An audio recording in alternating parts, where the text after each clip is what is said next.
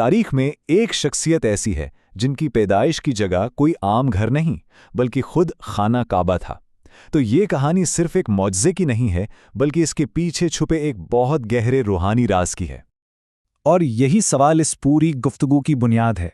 देखिए, आम तौर पर तो इंसान मुक़द्दस मकामात की तरफ जाता है ना? लेकिन क्या हो अगर कोई मुक़द्दस मुकाम खुद किसी इंसान को अपने शरफ के लिए चुन ले?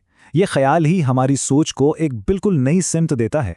तो यहाँ से इस अजीम दास्तान का आगाज़ होता है। मकाम है खाना काबा, दुनिया भर के मुसलमानों का रूहानी मरकज़, और वाक़या एक ऐसी मौजज़ाती पैदाइश जिसकी तारीख में कोई दूसरी मिसाल ही नहीं मिलती। तो आइए इस कहानी के पहले हिस्से का आगाज़ करते हैं और इस विलादत के हैरान कुन मौजज़े को ज़रा तफसील से देखते हैं। देखिए, ये कोई इत्तिफाक नहीं था। हुआ ये कि फ़ातिमा बिनते असद, जो कि हज़रत अबू तालिब की ज़ौजा थीं, उम्मीद से थीं और वो काबा के पास आईं। उनके पास कोई चाबी नहीं थी, ज़ाहिर है, क्योंकि ये दरवाज़ा इंसानी हाथों से नहीं बल्कि हुक्म इलाही से खुलना था। उन्होंने दीवार के पास दुआ की और काबा की दीवार ने मौजज़ाना तौर पर उनके लिए रास्ता बना दिया। वो अंदर दाखिल हुईं और दीवार उनके पीछे फिर से जुड़ गई। और ये सब इनकी दुआ की ताकत थी। दीवार खुलने से ठीक पहले उन्होंने अपने ईमान का इकरार किया। ऐ अल्लाह, मैं तुझ पर और उन रसूलों और किताबों पर ईमान लाती हूँ जो तेरी तरफ से आए हैं। तो ये इनका पुख्ता यकीन ही था जिसने इस मौजज़े की राह हमवार की। वो पूरे 3 दिन तक काबा के अंदर रहें और बाहर पूरा शहर जमा हो चुका था। सब हैरान थे कि आखिर ये हो क्या रहा है। 3 दिन बाद दीवार ठीक उसी जगह से दोबारा खुली और वो अपने नौमौलूद बच्चे के साथ बाहर आईं। तो अब इस वाक़े की ज़ाहिरी शक्ल से आगे बढ़कर इसकी गहरी रूहानी तशरीह की तरफ चलते हैं। सवाल ये है कि ये सब कुछ इस तरह से क्यों हुआ? यहाँ आकर ना हमारी सोच एक नया रुख लेती है। आम तौर पर तो इंसान फजीलत और शरफ की तलाश में जाता है, लेकिन यहाँ एक इनकलाबी नज़रिया सामने आता है कि फजीलतें और शरफ खुद अली की तलाश में थे। मतलब सवाल ये नहीं कि अली काबा में पैदा होना चाहते थे, बल्कि सवाल ये है कि क्या खुद काबा को ये शरफ हासिल करने की तमन्ना थी कि अली इसके अंदर पैदा हों। अब यहाँ से हमारे इस तज्जिये का मरकज़ी नुक्ता शुरू होता है, और ये एक ऐसे सवाल पर मबनी है जो खुद हजरत अली से पूछा गया और उनका जवाब वही इस पूरी बहस की बुनियाद है। ज़रा सोचिए, उनकी ज़िंदगी तो बेशुमार फजीलतों से भरी हुई थी, लेकिन जब उनसे पूछा गया कि उनकी नज़र में सबसे बड़ी फजीलत कौन सी है, तो उनका जवाब क्या था? और ये फहरिस्त तो हैरान कर देने वाली है।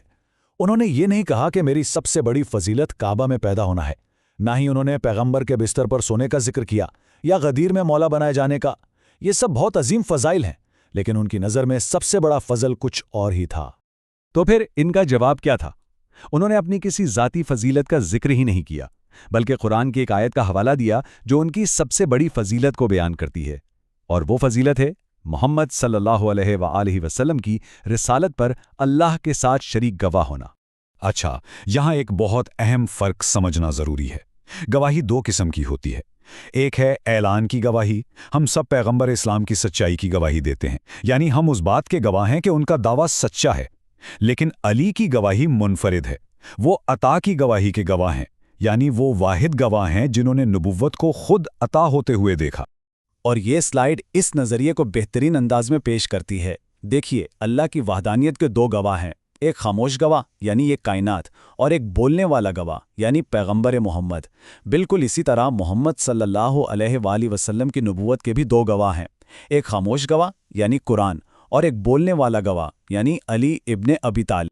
अच्छा, अब सवाल यह है कि इस अजीम दावे का सबूत क्या है?